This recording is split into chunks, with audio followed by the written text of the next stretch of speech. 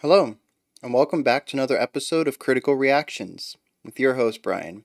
We're going to continue on with this week of post-punk and look at another post-punk band and try to figure out what's going on with this genre. Now, I have had a couple of conversations in the comments and in the Discord community, and I kind of have a firmer grasp on post-punk. It takes, well, from what I'm grasping, is that it takes the kind of pushing the boundaries and experimentation that punk has, but not really utilizing that aggressive sound, which is what threw me off, because to me punk has always been about the aggression.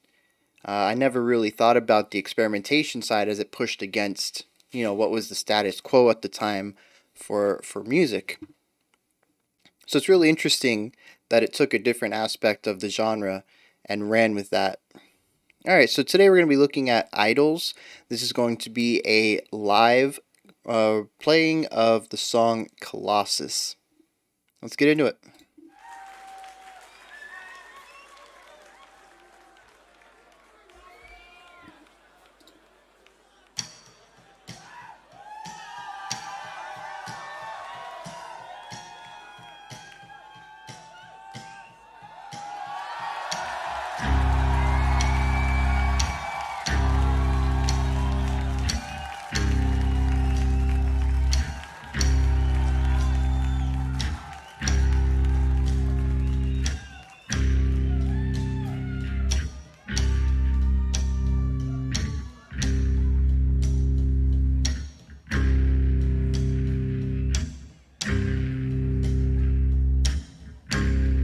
Alright, now I'm feeling that.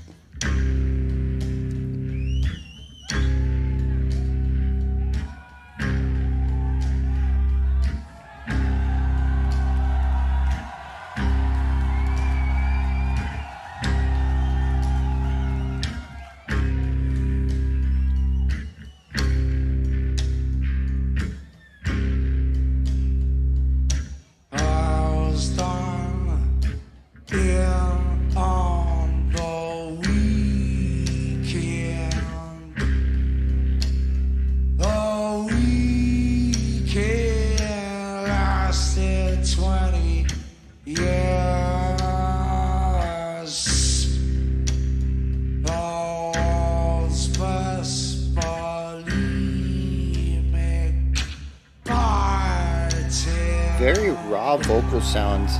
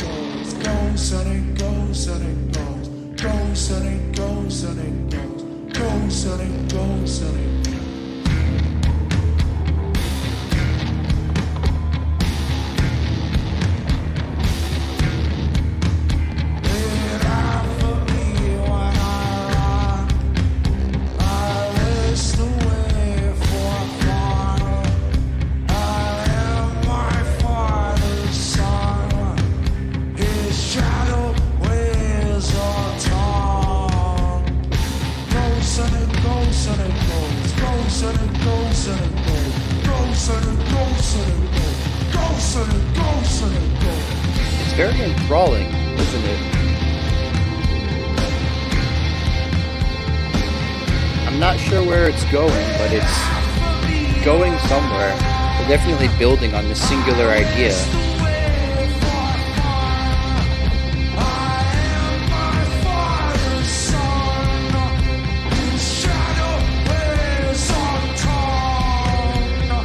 Closer it goes,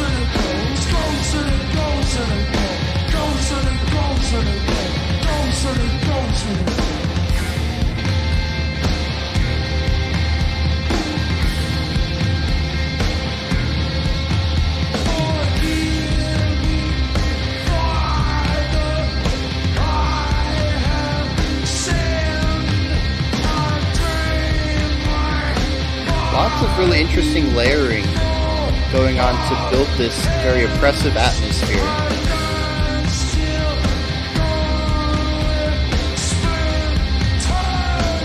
while still retaining that core melody, so to speak, that works in the foundation of this.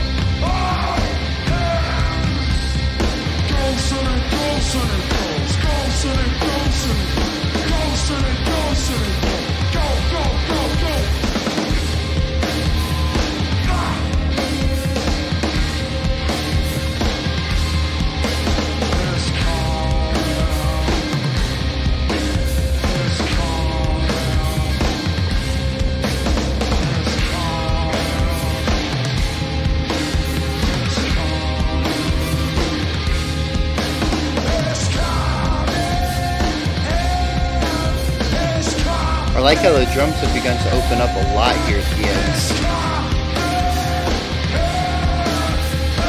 Even using those little fills to reduce the amount of gaps in the rhythmic concepts going on. The song is rather rhythmically simple, and those fills do a great job at adding a bit of complexity to that coming at the end.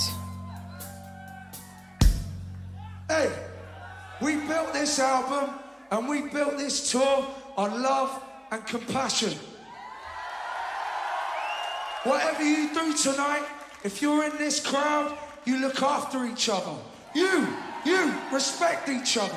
Show each other love. Show each other how much you love live music. Not aggression, but love and compassion. Comprends? Let's fucking go! What the?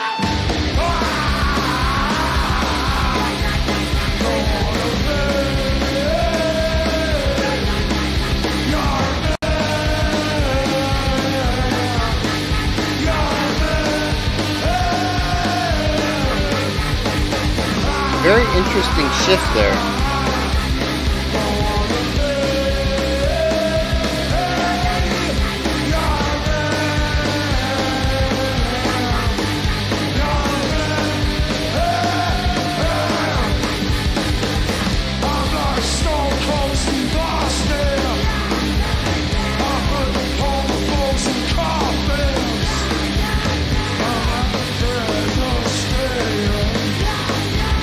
I'm quite fond of this shift though, and it is interesting how it does tie into the other post-punk we've listened to.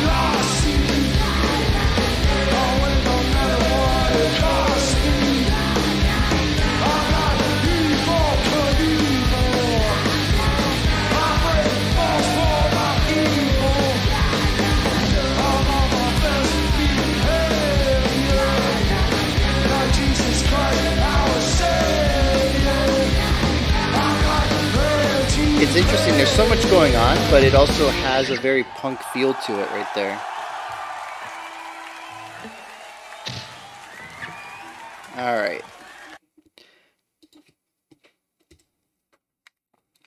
Yeah, so lots of interesting things going on there. Up until that break, then we go into the outro, I would say that the song has a very post-rock vibe to it. Really taking a central concept and building on it for quite some time and introducing layers of weight and heft to create an overly oppressive sound by the end of it. Mixed in with those really harsh vocals, almost on the verge of growling, I would say, like somewhere between growling and just a low, crackly clean. And to me, I was getting very big post-rock vibes there.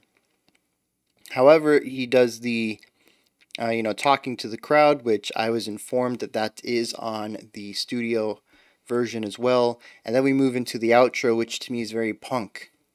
The tempo kicks up, the drum beat adopts a very punk rhythm, and we introduce a lot of vocal variety and layering that, again, screams punk to me, especially with the vocalized sounds going on behind the lyrics.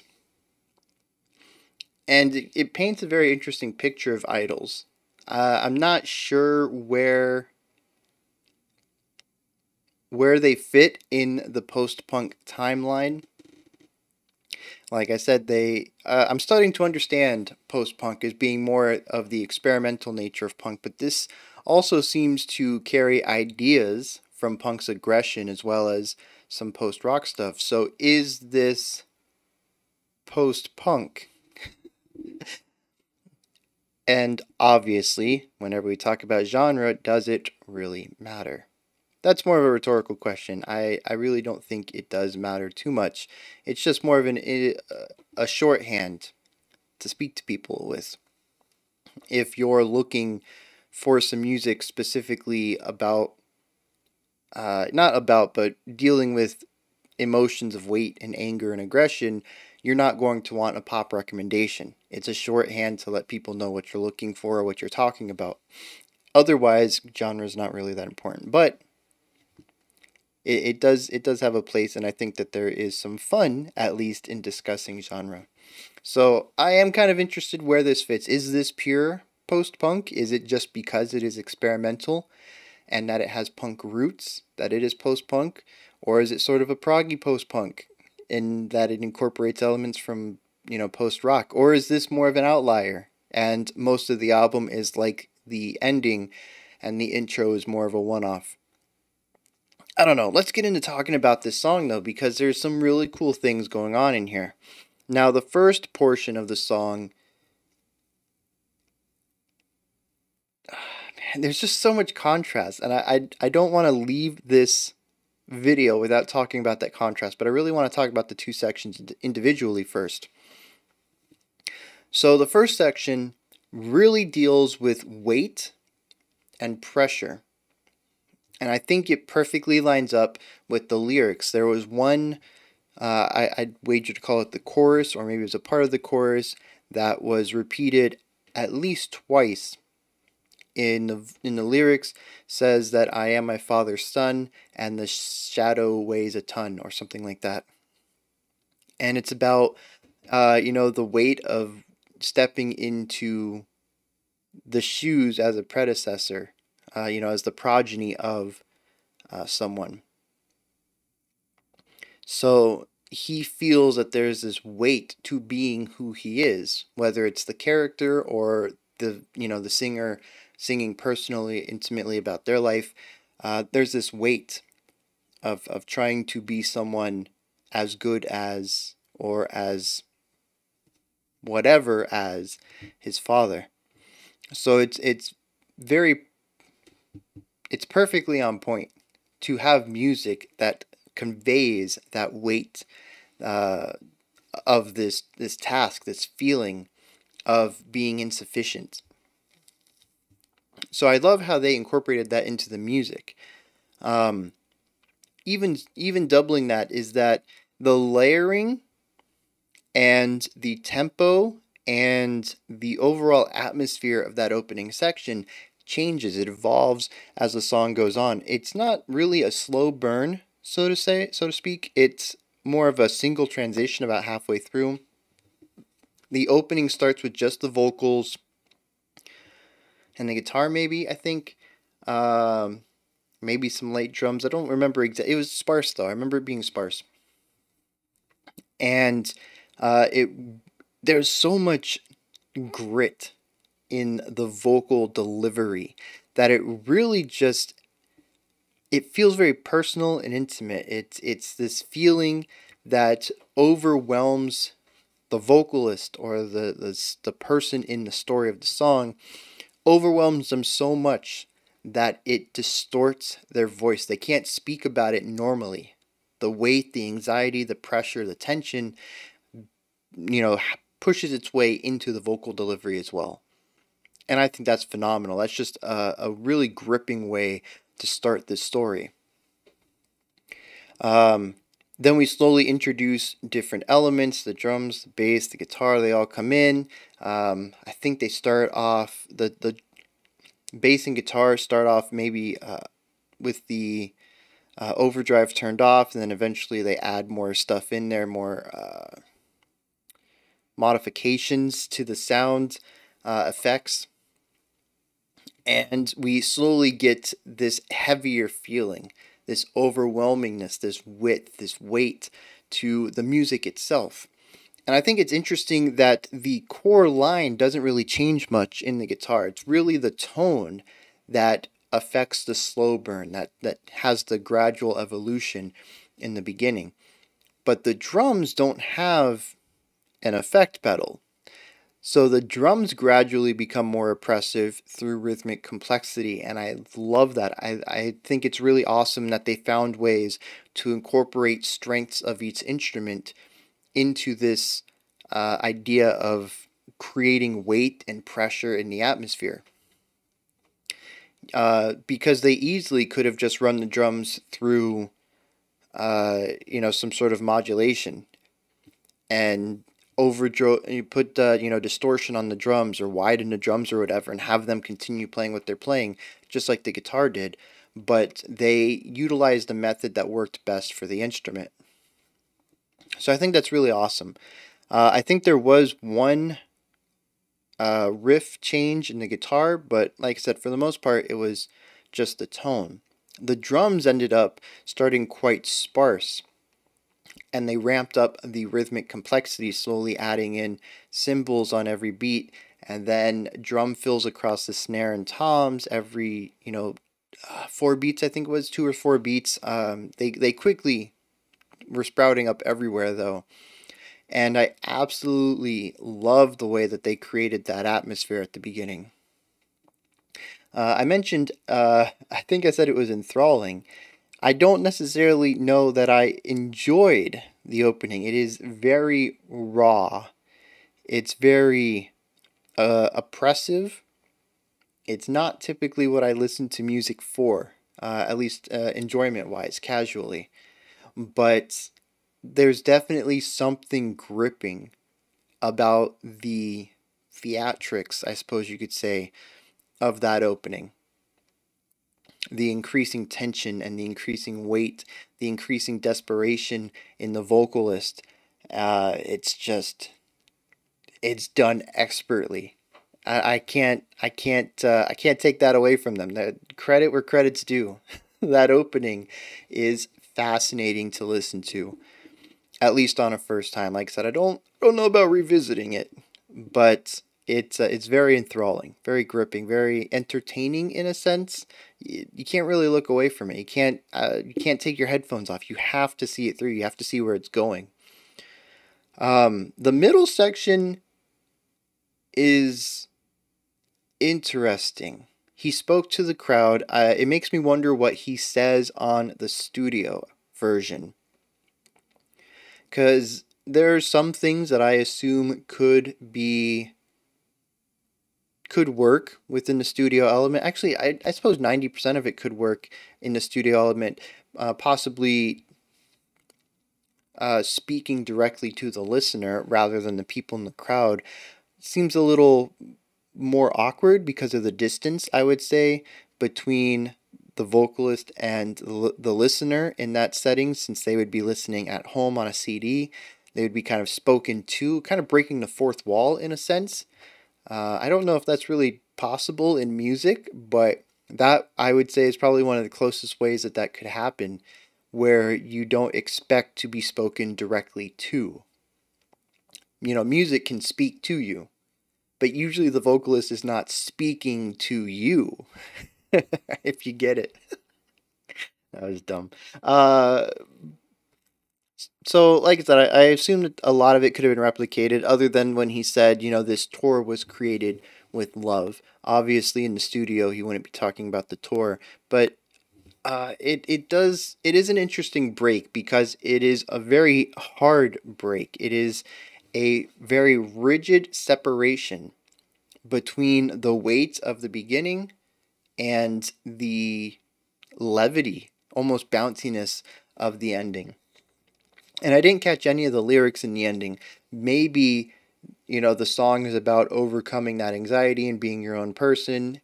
And that kind of ties into this idea of love that he was talking about in the spoken section in the middle. And it's about, discarding whatever weight keeps you down and pursuing that which you love and enjoy or whatever. And if so, that works, but it still has this very clear divide there that removes all momentum of the song.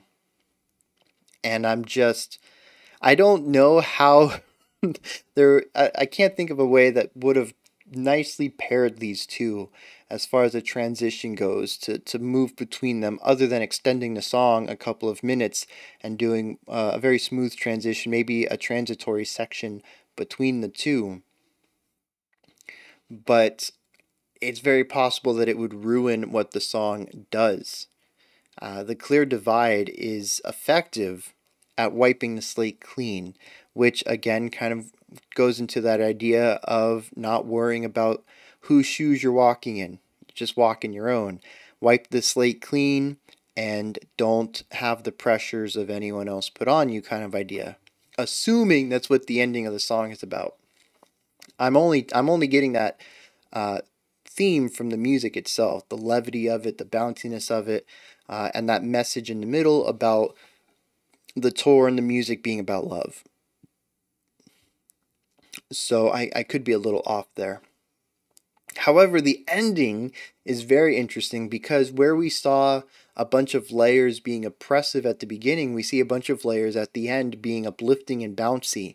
We have all the instruments. So we have the three instruments doing a thing. The drums are super bouncy, using a very punk style drum pattern to provide a lot of energy and forward momentum rather than to drag the song down.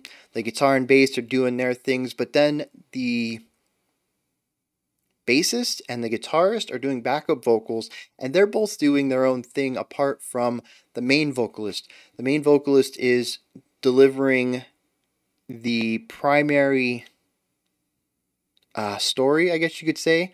One of the instrumentals, one of the musicians is doing a secondary line for a bit. I think there was at least 8 bars where he was singing a completely different thing, but it was actually spoken word.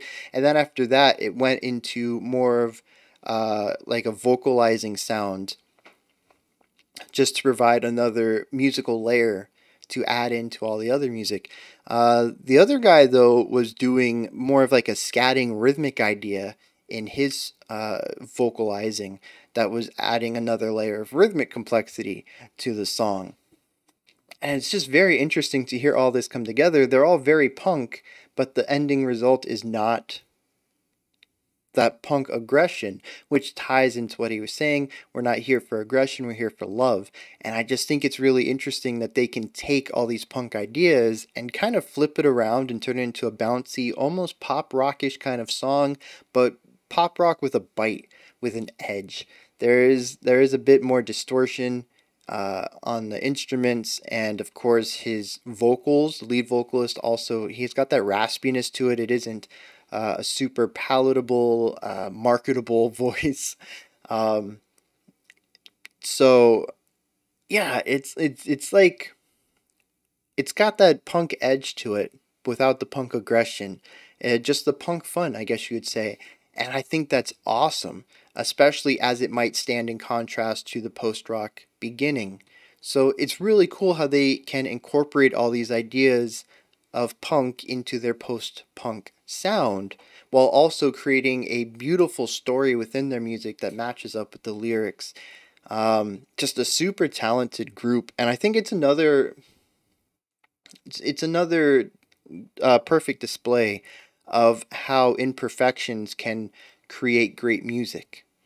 The vocalist is not always in key. In fact, the secondary vocalist was not always in key, but the song still sounded good. It's not perfect.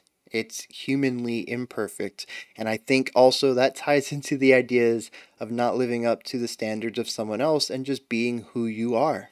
We are imperfect, and just love yourself for that. So yeah, really cool right here. I don't know necessarily that I love the band, but I do love what they're doing, and I would definitely like to check more out from them.